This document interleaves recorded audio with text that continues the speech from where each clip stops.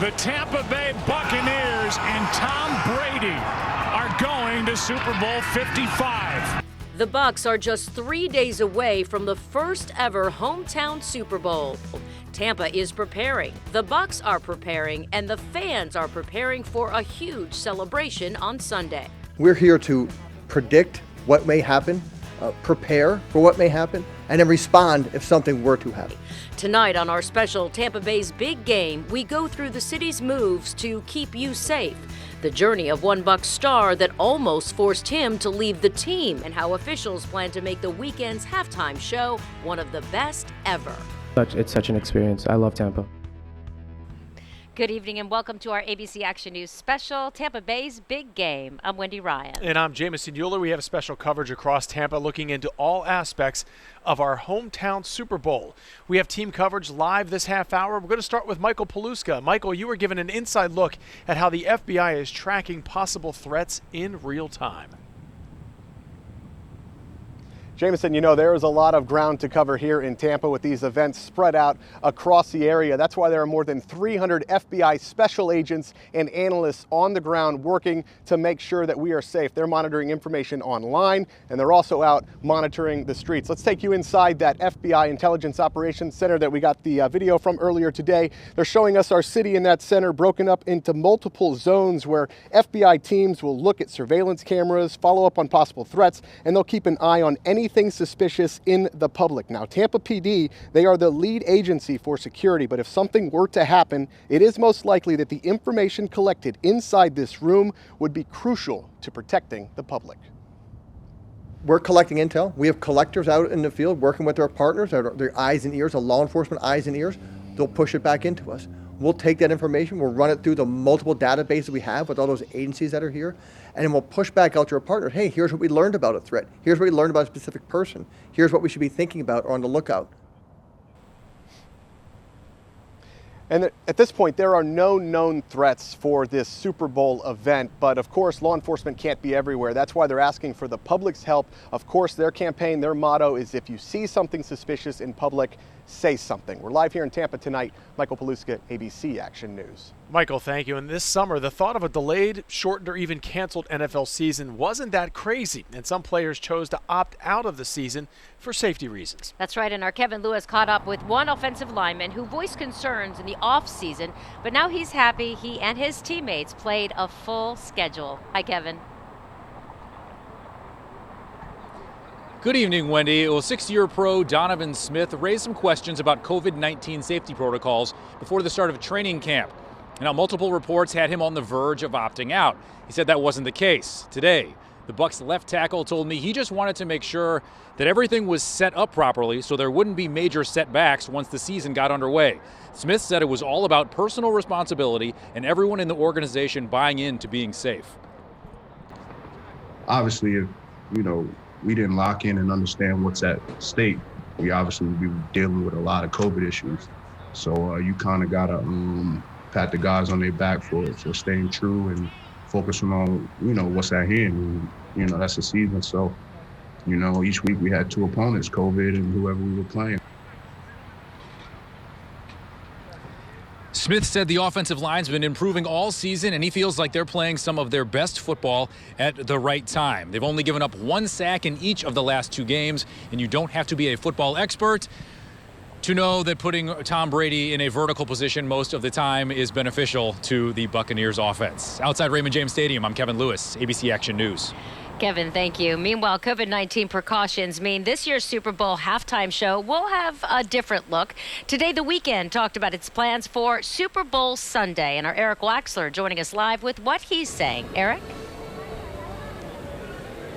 Hey, Wendy. He's not saying much because he wants it to be a surprise when people see the halftime show on Sunday, but his shows are known for having spectacular visuals to go along with the music. The Weeknd is here in Tampa. He was here at the convention center earlier today for a virtual press conference, and a lot of people excited about this show. He told us today his stage won't be in the middle of the field like normal. Instead, it is built within the stadium and will even incorporate the pirate ship that he calls iconic. The Weeknd also says despite some of his R-rated music videos, he will do his best to make this performance PG. Leading up to his performance, he donated 150 meals to frontline healthcare workers at Advent Health Carrollwood, and he chose a Black-owned Tampa restaurant, Mama's Southern Soul Food, to do the cooking. I see that people are struggling, and I just want to help. I've been in that position myself, and I know what it feels like. I never really had money growing up, so giving away isn't hard for me. It's very easy. We caught a bit of rehearsal outside Raymond James Stadium last night. It looks like the light show will be spectacular. Now, The Weeknd has played several shows in Tampa, and he actually said that Tampa fans are insane. Like these two right here, they don't just sing the lyrics, they scream them. Let's hear it. I only call you when it's 5:30, the only time that I can call you. There you go. They're singing. The Weeknd will be singing on Sunday at halftime of Super Bowl 55. Live in Tampa, Eric Waxler, ABC Action News. And hopefully Bucs fans are going to be singing on Sunday night after that game. All right, thank you, Eric. Treated like celebrities from the moment they step off the plane in Tampa. Chiefs fans are getting a warm welcome even in rival territory. Our Sarah Hollenbeck is live at Tampa International Airport for us tonight, where football fans are flocking from around the country. Sarah? Yeah, and you can hear some of that cheering behind us, those ambassadors from Visit Tampa Bay, making sure that football fans feel welcome. And from coast to coast, Bucs and Chiefs fans flew in today to Tampa International Airport. Listen into this. Chiefs, baby! Chiefs! Decked in yellow and red and with their voices booming, Kansas City Chiefs fans are arriving by the dozens to Tampa International Airport. And instead of hearing booing the moment they stepped off the jet, Visit Tampa Bay ambassadors welcomed them with clapping, drumming, and a whole lot of fanfare. We met Chiefs fans from all around the country today, some recent followers and others cheering for the team for decades. And of course, everyone is ready for the big showdown between Tom Brady and Patrick Mahomes, a matchup so great Chiefs fans packed the planes to simply be in Tampa, where that rivalry is now at an all-time high. And to see that plane packed with all Chiefs fans, I love it. I think we got him. You know, we got the GOAT. We got Tom Brady leading the way. The Chiefs are a strong team, but I think we can out-muscle them. We need to put some pressure on Mahomes. I think it's great. I think the GOAT's going to be passing the torch this weekend, so. Tampa Mayor Jan Castor and Kansas City Mayor Quinton Lucas are also waging bets on which team will win. Castor offering up some of Tampa's finest cigars if the Chiefs win, and Lucas, of course, offering up Kansas City barbecue if the Bucs win. And here at Tampa International Airport, they are also stepping up to keep everyone safe. They amped up their COVID testing. They put out more social distancing signs. They want to make sure any football fans headed here to town are safe, but also very happy and excited about the weekend ahead. Reporting live at Tampa International Airport, I'm Sarah Hollenbeck, ABC Action News. Apparently, it still comes back to haunt you, no matter how many years. Coming up, a man wrongfully imprisoned for decades is now free. The reason the Bucs are now stepping in for this man after seeing our story on ABC Action News. Welcome back. We continue our team coverage of Tampa Bay's big game. Today, the NFL commissioner speaking on what it took to get to this final game and his big regret when it comes to a former player. That's right. Our Isabel Rosales joining us live from downtown Tampa with the interesting anecdote from that press conference today. Isabel?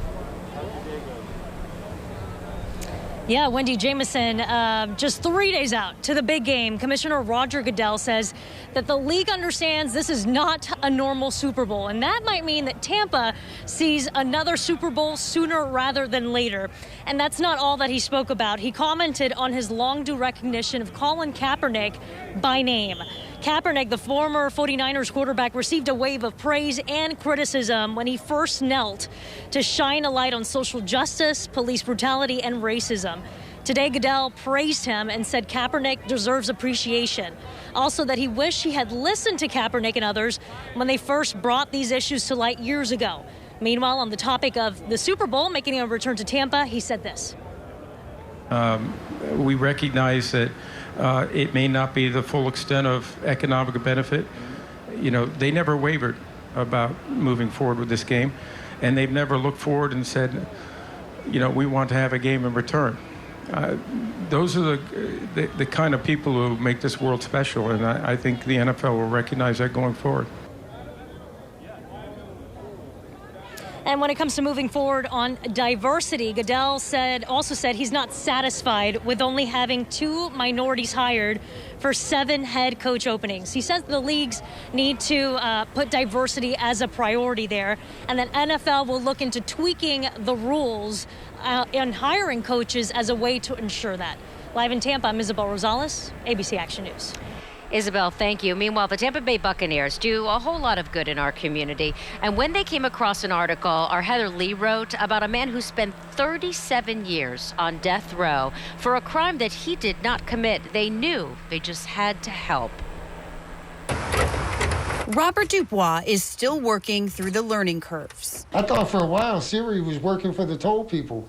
She wouldn't let me miss one. He's still getting used to self-checkout, cell phones, and getting back behind the wheel. I wasn't foolish enough to think that I could just come out and jump in a car and go. On a warm summer day 6 months ago, Robert came out of the Hardy Correctional Facility a free man, 37 years after walking in. That's the one thing I was hopeful for all these years, was just proving my innocence. Starting life back up hasn't been easy. There are things that he has yet to experience: job security, savings, a good credit score. Florida compensates exonerees $50,000 for each year they are wrongfully incarcerated. In Robert Dubois' situation, that's 37 years, totaling more than $1.8 million.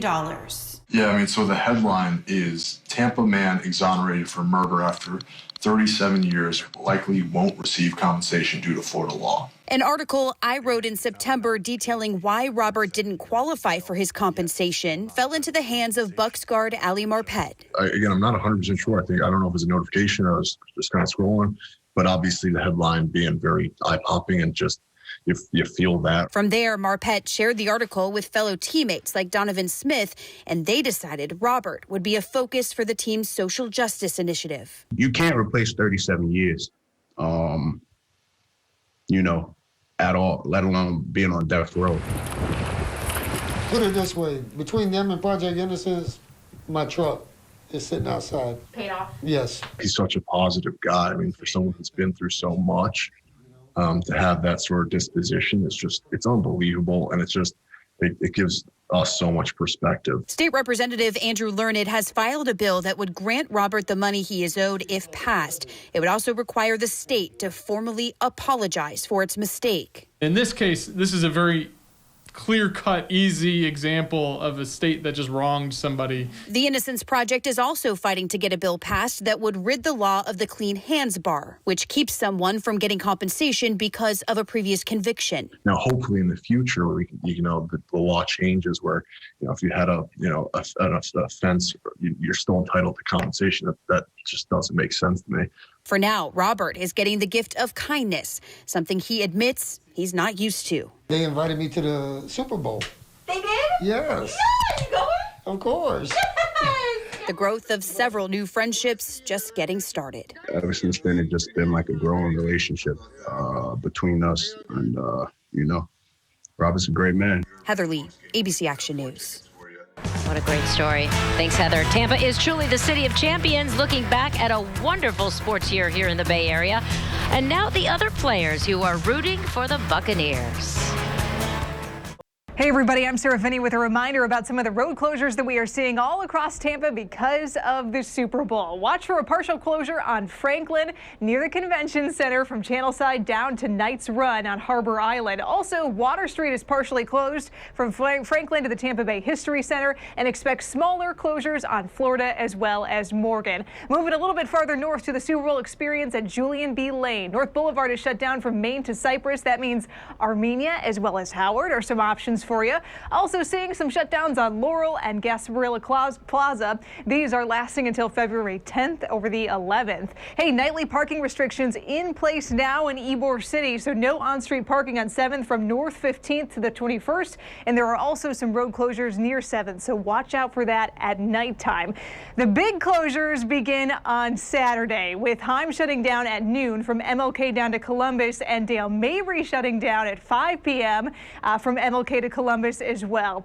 It's going to get a little bit messy around this area, so I think MacDill is your best alternative, but expect extra traffic there. For more updates, follow me at Tampa Bay Traffic on Twitter. Thank you, Sarah. Well, Tampa has called itself the city of champions for a long time. Signs like these have been seen across our city for years, but lately it was missing the mark since the city really hasn't seen a title in a major sport since 2004. Yeah, but of course that all finally changed this year. Every major sport saw at least a conference championship, but now the Bucks can make it 2 world championships. It all started with the Tampa Bay Lightning. 24 NHL teams had to stay in 2 bubbles in Toronto and Edmonton for a tournament to crown a Stanley Cup championship. Tampa started with a 5-overtime thriller with the Columbus Blue Jackets and ran through the Bruins and Islanders before finally beating the Dallas Stars in the Stanley Cup final. Steven Stamkos had an epic moment in the tournament, returning even though he was injured to score in Game 3. Meanwhile, the Tampa Bay Rays made an incredible run all the way to the World Series. They beat one of their biggest rivals, the New York Yankees, and the Houston Astros, but eventually lost to the Dodgers in the World Series. And even the Rowdies got in on the action. They got to the championship game in the USL before it was canceled due to COVID-19 infections among the Rowdies players. And now these players are rooting for the Bucks to bring home a championship. The Bucks are 1 win away from truly making Tampa the city of champions. If they do win on Sunday, we probably, though, need to get some new signs, Wendy. Those signs are looking pretty old. Yeah, I agree. Well, he's in charge of keeping the Super Bowl field perfect. The reason the groundskeeper, who's worked every Super Bowl, is calling this year's game extra special. Welcome back. The field at Raymond James Stadium will be in top shape for Super Bowl Sunday, thanks to a man who's been being in the groundskeeping business since he was just 12 years old. Sports anchor Kyle Berger has more on why this Super Bowl is so special for George Tomo.